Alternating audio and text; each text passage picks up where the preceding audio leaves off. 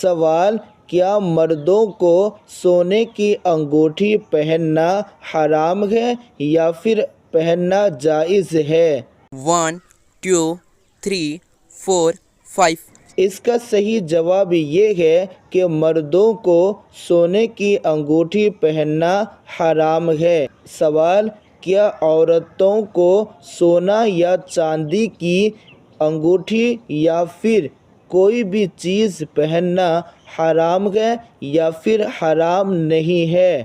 1 2 3 4 5 اس کا صحیح جواب یہ ہے کہ عورتیں سونا یا چاندی کی ہر قسم کی انگوٹھیاں پہن سکتی ہیں۔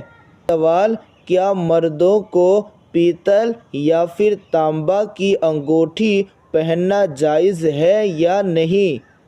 1 2 3 4 5 اس کا صحیح جواب یہ ہے کہ مردوں کو اور عورتوں کو بھی تانبا یا پیتل کی انگوٹھی پہننا جائز نہیں ہے۔ صرف عورتوں کو سونے یا چاندی کی پہننا جائز ہے، لیکن مردوں کو سونے کی انگوٹھی پہننا حرام ہے۔ صرف چاندی کی ایک انگوٹھی جو ایک نگ والی، جو وزن میں 4.5 ماشا سے کم ہو، صرف مرد وہی انگوٹھی پہن سکتا ہے۔ سوال: اگر کسی چھوٹے لڑکے کو ماں باپ سونے کا چین یا انگوٹھی پہنائے تو کیا یہ جائز ہے یا نہیں؟ 1 2 3 4 5 اس کا صحیح جواب یہ ہے کہ لڑکوں کو سونے کا انگوٹھی پہنانا یہ جائز نہیں ہے، لیکن اگر وہ بچہ چھوٹا ہے تو اس کو تو معلوم نہیں کہ سونے کا انگوٹھی ہے یا چاندی کا، پہننا چاہیے یا نہیں پہننا چاہیے، لیکن جو پہناتا ہے ماں باپ ہو یا کوئی بھی ہو، جو پہنائے گا وہ گنہگار ہوگا۔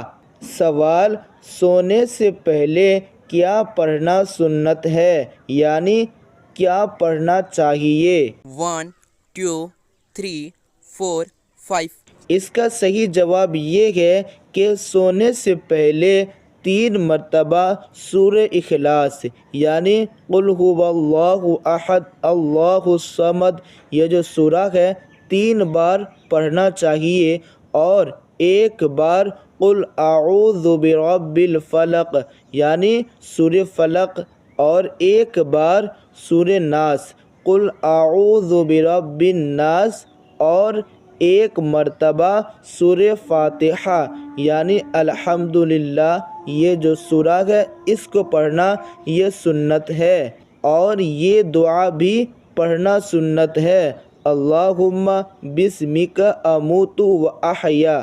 سوال: کس وقت انسان کو سونے سے منع کیا گیا ہے، یعنی کس وقت نہیں سونا چاہیے؟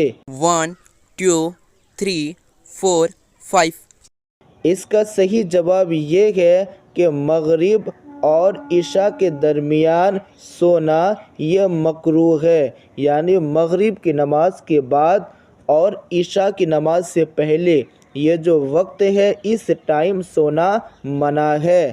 سوال: کس عمر میں لڑکا کو ماں باپ سے الگ سونا چاہیے؟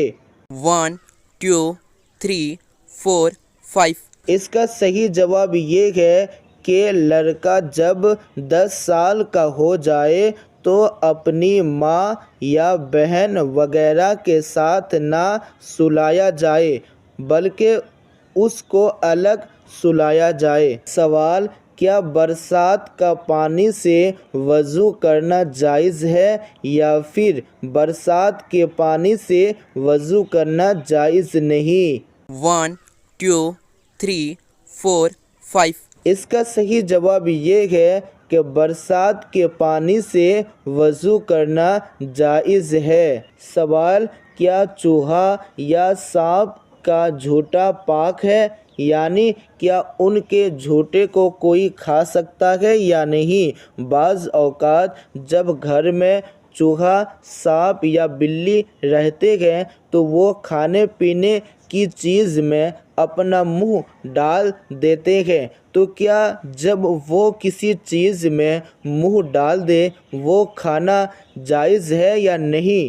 1 2 3 4 5 اس کا صحیح جواب یہ ہے کہ گھر میں رہنے والے جانور جیسے بلی، چوہا، سانپ، ان کے جھوٹے کو کھانا منع کیا گیا ہے، گناہ ہے۔ اس لیے جب بلی یا چوہا یا سانپ کسی چیز کو یا کسی چیز پر منہ ڈال دے جیسے پانی یا کھانے پینے کی چیز، تو ان چیزوں کو کھانا منع ہے۔